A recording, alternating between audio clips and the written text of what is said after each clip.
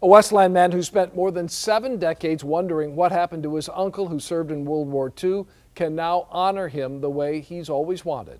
The plane Walter Mintus was on had been shot down, and after all this time, his family can now have him home for a final goodbye. 7 Action News reporter Anu Prakash joins us live to tell us about this incredible story. Anu? Yeah, Dave and Heather, Tom Kozak says his uncle was really more like a brother to him, and finally having answers has brought relief to the entire family. Some of Tom Kozak's fondest memories as a boy growing up in Pennsylvania are those with his uncle, Walter Mintus. We had a farm and there was big piles of hay, and we used to slide off those, and he would come and play with us. Mintus went on to join the Navy. He became a radio man, part of Squadron VT-51. I do remember when he'd come home in furloughs and things, and you know, he had his Navy uniform on and how proud we were of him. In the summer of 1944, during World War II, Mintus and 2 others flew into combat against Japanese forces in the South Pacific. I remember that they said he was shot down. Nobody knew if he died or was captured. All 3 were labeled missing in action. Kozak was 10 at the time. He's now 84. My uncle and President Bush at the time, when he was in a service with my uncle in the same squadron. Back in 2003, Kozak's sister wrote President George H.W. Bush looking for answers. He wrote back. Your uncle and I were in the U.S.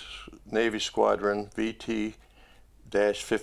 And said when he was president, he tried to locate the squadron's members and relatives of the deceased. But then a few months ago, Kozak's niece was researching their family tree. The Navy picked up on it and contacted her saying remains had recently been recovered from that plane, and they may be those of Walter Mintus. She and Kozak's brother provided DNA, and finally, they had confirmation it was him. I don't want to cry now, but it made me feel really good.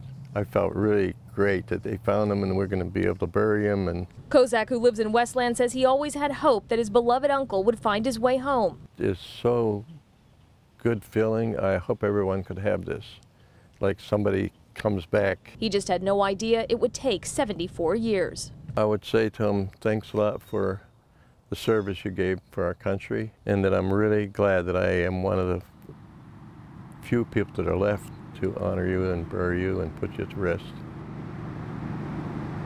Now, Mr. Kozak expects that burial to happen by the end of the year in Pennsylvania. He is part of a huge military family. He had 7 brothers who served in the military along with 2 sons.